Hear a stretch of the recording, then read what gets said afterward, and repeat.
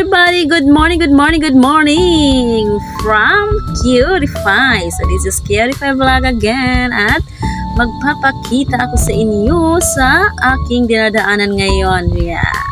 Ang dinadaanan ko ngayon at tinatayuan ko ngayon ay ito yung daanan o kalsada papunta doon sa taas. So, kaya tayo dito sa taas.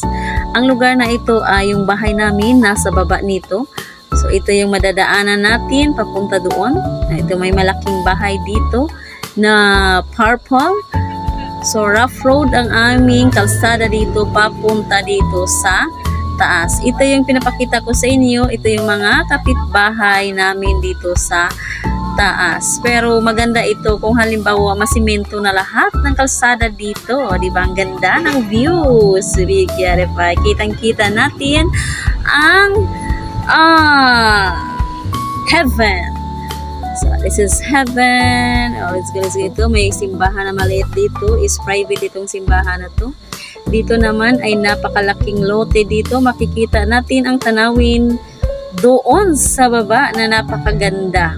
See, dito guys ay napakaraming bahay dito na malalaki. Kulang na lang ay maging subdivision dito dahil magaganda ang mga bahay dito. So ito, nakikita nyo naman ang pinapakita natin dito sa video. Ayan, may ang tawag natin dito sa fruits na ito ay miracle fruit. Ayan, dito na tayo sa taas kung saan hanggang dito lang ako talaga.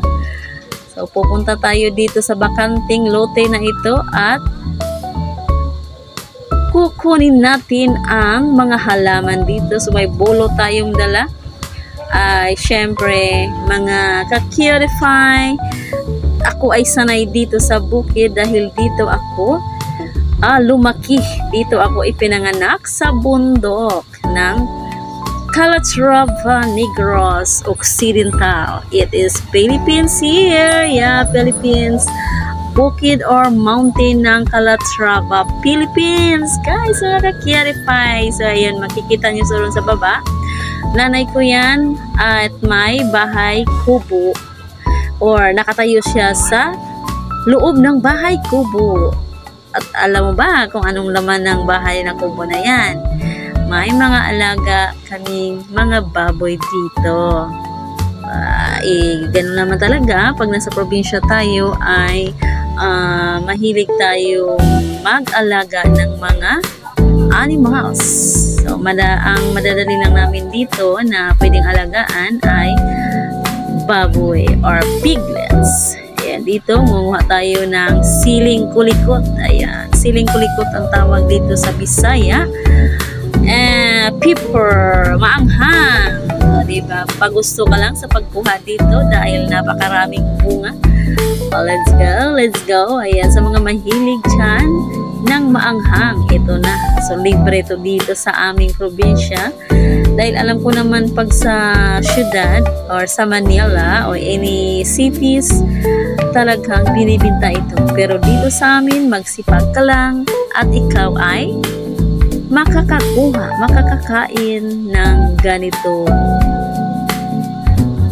maanghang na sili na maliliit. Kulikot, kumbaga kulikot ang tawag dito sa amin, mga ka-Cutify. So, yung iba naman dito, yung nagbabay and sell, ay binibili nila ito. So, depende naman sa panahon, minsan ay matumal, minsan naman ay mahal, at minsan naman ay napakamura ng bili nila. So, ito ang lugar na to. Ito yung bakante na tinitirhan ng aking lolo at lola. May mga yero dito. Itong yero na to ay galing yan doon sa bahay nila at sinira namin dahil yung lupa na tinitirikan ng bahay ng lola ko ay nahati. Yung sa kabila ay nagbabayad sila. Yung sa kabila naman ay sa kanila. So, kailangan nating sirain dahil wala nang nakatira. Wala na yung lola at lolo ko dito nakatira. Wala na rin yung uncle ko dahil silang lahat ay wala na po.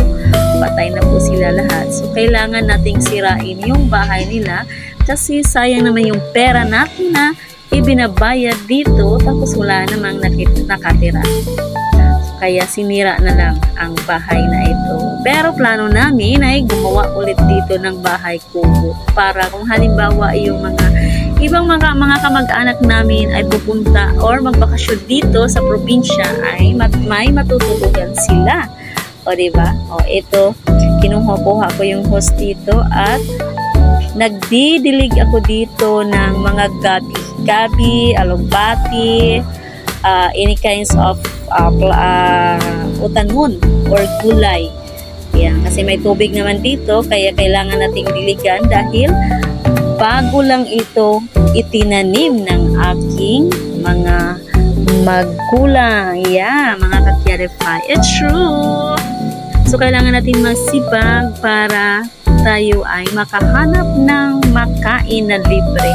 Dahil kung pupunta tayo doon sa syudad, talagang walang libre. Kailangan mo talagang magtrabaho at para makapili ng iyong pagkain. Pero dito sa probinsya, pag nasa probinsya ka nakatira, magsipag ka lang, kahit hindi sa iyo ang lupa, kahit pwede naman maalam ka dun sa may-ari, kung pwede lang i-farm mo, pwede. Kung may lupa ka naman, so at least, diba, makaka or kung ano yung gusto na gusto mong itanim ay pwede. Kailangan mo lang talaga ay magsipa. Ganoon dito sa probinsya. Hindi pwedeng hindi ka magsipag dahil araw-araw tayo ay kumakain, mga ka-Kiarify. O, diba? O, ano masasabi niyo dyan? So, plano namin ay this coming months or ilang linggo pa ay yung biik namin dito ay